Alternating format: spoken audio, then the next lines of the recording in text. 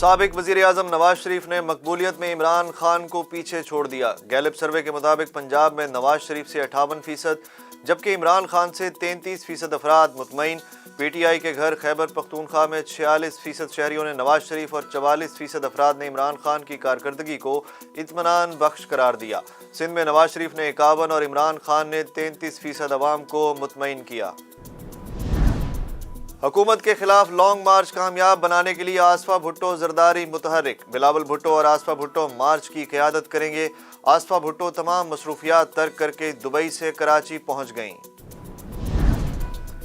पाकिस्तान में corona cases में कमी, मुस्बत केसेस की शरह 4.15%। एक दिन में 1983 केसेस, मजीद 26 अफराद जान से गए। मुल्क भर में कोरोना से हलाकतों की तादाद 29,976 हो गई। मुसलसल 8 नाकामियों के बाद कराची किंग्स ने जीत का मजा चख लिया। लाहौर कलंदर्स को 22 रन से शिकस्त। पीएसएल में आज लाहौर कलंदर्स और इस्लामाबाद यूनाइटेड में जोड़ पड़ेगा। मुल्तान सुल्तान्स के शाहनवाज धानी का विकेट लेने पर अनोखा अंदाज, बाउंड्री लाइन की तरफ दौड़ पड़े।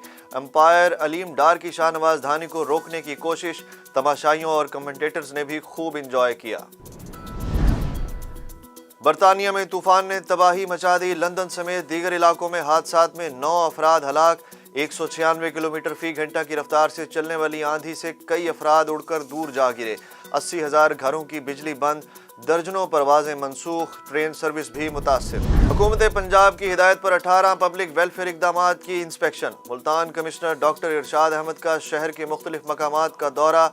कमिश्नर ने वासा को जारी तरक्याती स्कीमें जल्द मुकम्मल करने का हुक्म दे दिया।